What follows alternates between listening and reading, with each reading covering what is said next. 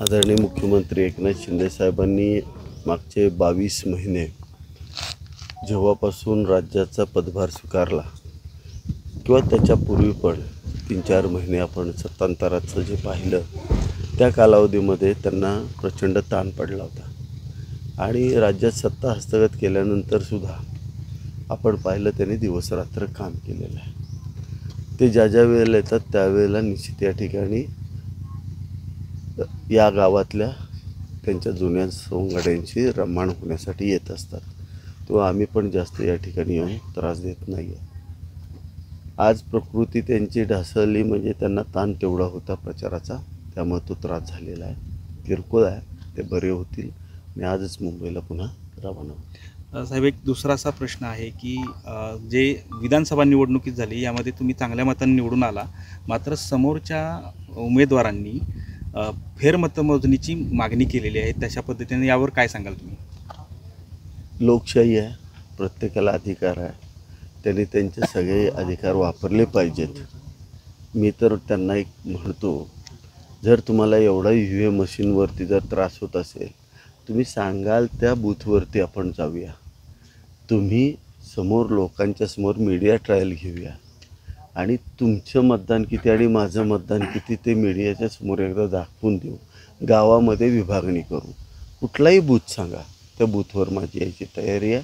कुठलेही 5 बूथ स्वीकारा, मी तुमचं आव्हान स्वीकारतो.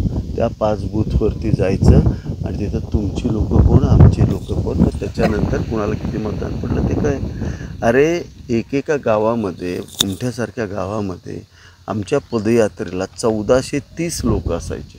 माझा स्वभाव आहे, मी लोक मोजतो स्थानिक किती आलेत ते. 1430 लोक होते, परंतु त्यांच्या मागे फिरायला 11सुद्धा लोक नव्हते.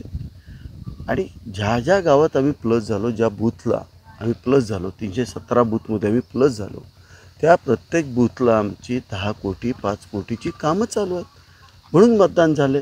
ज्या ठिकाणी आम्हाला अडचण आहे त्या 50 बूथ आम्ही मायनसच आहे, क्लिअर मायनस आहे, आणि त्या ठिकाणी मायनस राहिलो आहे. आपण कधीतरी येणार आणि पैसे देऊन मतदान घ्यायचा विचार करता. बघा, राजकारणामध्ये तुम्ही पैसे दिले म्हणजे तुम्ही लोकांचं मालक होऊ शकत नाही.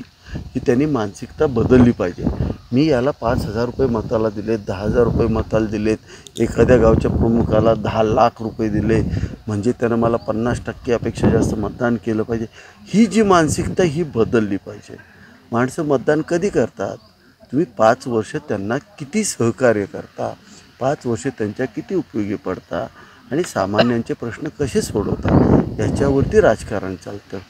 ते मुंबईचे आहेत, मुंबईचा भाई आहे तो, त्याला भाईचं राजकारण माहीत आहे, त्याला इथल्या जनतेतलं राजकारण माहीत नाही आहे.